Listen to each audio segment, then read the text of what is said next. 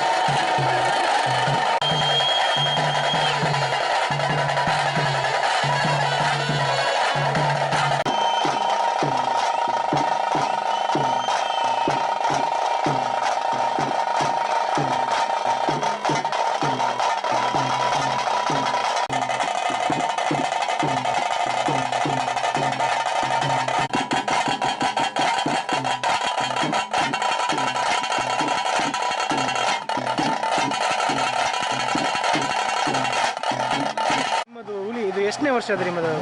3ನೇ ವರ್ಷ. ಹಾಗೆ ವಿಶೇಷತೆ ಏನಿದೆ ನಿಮ್ಮದು ಹುಲಿ ವೇಷ? ನಮ್ಮ ಹುಲಿ ವೇಷದಲ್ಲಿ ನಾವು ಹಿಂದೂ ಮುಸ್ಲಿಂ ಕ್ರಿಶ್ಚಿಯನ್ ಅಂತ ಎಲ್ಲ ಒಟ್ಟಿಗೆ ಎಲ್ಲ ಧರ್ಮದವರು ಒಟ್ಟಿಗೆ ಸೇರಿ ಮಾಡುವುದು ಇದು ವಿಶೇಷತೆ. ಆದರೆ ಇದು ಖಾಲಿ ಹುಲಿ ವೇಷ ಅಂತಲ್ಲ, ನಾವು ಎಲ್ಲ ಫಂಕ್ಷನ್ನಿಗೂ ಇಫ್ತಾರ್ ಮತ್ತು ಕ್ರಿಸ್ಮಸ್ ಮತ್ತು ಮೊಸರು ಕುಡಿಕೆ, ಚೌತಿ ಎಲ್ಲ ಧರ್ಮದವರು ಒಟ್ಟಿಗೆ ಸೇರಿ ಮಾಡುವ ರೀತಿ ಮಾಡ್ತೀವಿ. ಈಗ ನಿಮ್ಮ ಇದರಲ್ಲಿ ಎಷ್ಟು ಹುಲಿ ವೇಷಧಾರಿಗಳಿದ್ದಾರೆ? ಈಗ 35 ಹುಲಿ ವೇಷ ಇದೆ ಈ ವರ್ಷ. ಮುಂದಿನ ದಿನಗಳಲ್ಲಿ ನಿಮ್ಮ ಏನಾದರೂ ಬದಲಾಂತರ ಹುಲಿ ವೇಷದಲ್ಲಿ? ಇಲ್ಲ, ಇದೇ ರೀತಿ ನಡೆಸ್ಕೊಂಡು ಹೋಗ್ತೀವಿ. ಇದೇ ಥರ ಇನ್ನೂ ಕೂಡ ನಾವು ಎಲ್ಲರೂ ಒಟ್ಟಿಗೆ ಸೇರಿ ಹೀಗೆ ಹೋಗಿ ಅದು ಸೌಹಾರ್ದದ ಕಾರ್ಯಕ್ರಮ ಹೀಗೆ ತುಂಬ ಮಾಡ್ತೀರಿ ಅಂತೇಳಿ ನಿಮ್ಮ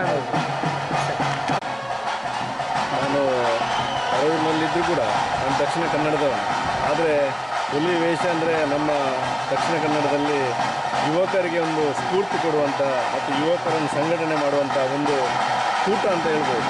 ಯಾಕಂದರೆ ಹುಲಿ ವೇಷ ಅಂದ ಕೂಡಲೇ ಯುವಕರು ಸಂಘಟಕರಾಗಿ ಎಲ್ಲರೂ ಒಂದು ಏನು ಧರ್ಮದ ಬಗ್ಗೆ ಏನು ಹಿಂದೂ ಇರಲಿ, ಮುಸ್ಲಿಮ್ ಇರಲಿ ಅಥವಾ ಕ್ರಿಶ್ಚಿಯನ್ ಇರಲಿ, ಎಲ್ಲರೂ ಒಂದು ಯುವಕರು ಒಟ್ಟು ಸೇರುವಂಥ ಒಂದು ಕೂಟ ಇದ್ದರೆ ಅದು ಪಿಲಿ ಕೂಟ ಅಂತ ಹೇಳ್ಬೋದು. ಯಾಕಂದರೆ ಪಿಲಿ ನಲಿಕೆಯಲ್ಲಿ ಎಲ್ಲರೂ ಒಂದು ಹುಮ್ಮಸ್ಸಿನಲ್ಲಿ ಒಂದೇ ತಾಯಿಯ ಮಕ್ಕಳಾಗಿ ಎಲ್ಲರೂ ಸೇರಿ ಮಾಡುವಂಥ ಒಂದು ಕೂಟ ಅದು ಪಿಲಿ ಕೂಟ. ಹಾಗಾಗಿ ಇಂಥ ಒಂದು ಕಾರ್ಯಕ್ರಮಗಳು ನಡೆದರೆ ನಾವು ಸೌಹಾರ್ದಕ್ಕೆ ಒಂದು ಒತ್ತು ಕೊಟ್ಟಾಗೆ ಆಗುತ್ತೆ ಅಂತ ನಾನು ಅನಿಸ್ಕೊಂಡಿದ್ದೀನಿ. ಪಿಲಿನಲಿಕೆ ತುಳುನಾಡದ ಒಂಜಿ ಜಾನಪದ ಕಲೆ. ಈ ಕಲೆ ದಿನಕ್ಕೆ ಬರ್ತಿಲಕನೆ ಈ ಕಲೆತ ಒಂಜಿ ಬದಲಾವಣೆ ಆಗ್ತದೆ. ಅದಕ್ಕೋಸ್ಕರ ಮ್ಯಾಂಗ್ಳೂರ್ ಫ್ರೆಂಡ್ಸ್ ಟೈಗರ್ ಮುಲಿಯುತ್ತಿ ನಮ್ಮ ತಂಡ ಇಂದು. ಈ ತಂಡ ಸಾಂಪ್ರದಾಯಿಕವಾದ ಪಿಲಿ ದುಂಬು ಎಂಚ ನಂಕೊಂಡಿರ್ತೇರು, ಆವತ್ತಂದೆ ಎಂಚ ಸಾಂಪ್ರದಾಯಿಕವಾದ ದುಂಬು ಕೊನೊಂದಿರ್ತೇರು. ಅಂಚಿನ ಒಂಜಿ ಈ ವರ್ಷ 3ನೇ ವರ್ಷ ಎಂಕುಲು ಅಂಚಿನ ಒಂಜಿ ಕಾನ್ಸೆಪ್ಟ್ ಎಂಕುಲು ಮಂತದ.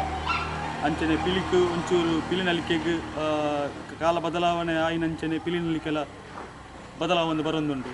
ಅದಕ್ಕೋಸ್ಕರ ಸಾಂಪ್ರದಾಯಿಕವಾದ ಪಿಲಿನಲಿಕೆ ಒಂಜಿ ಎಂಕಲ್ನ ಒಂಜಿ ಎಲ್ಲೇ ಒಂಜಿ ಎಂಕಲು ಪ್ರಯತ್ನ ಮಂತದ ಈ ಸರ್ತಿ. ಅಂಚೆಗೋಸ್ಕರ ಪೂರಕ್ಕಿಲ್ಲ ಈ ಒಂಜಿ ಪಿಲಿನಲಿಕೆಗೆ ಎಂಕ್ಲೆಗೆ ಸಪೋರ್ಟ್ ಮನ್ಕೊಡು.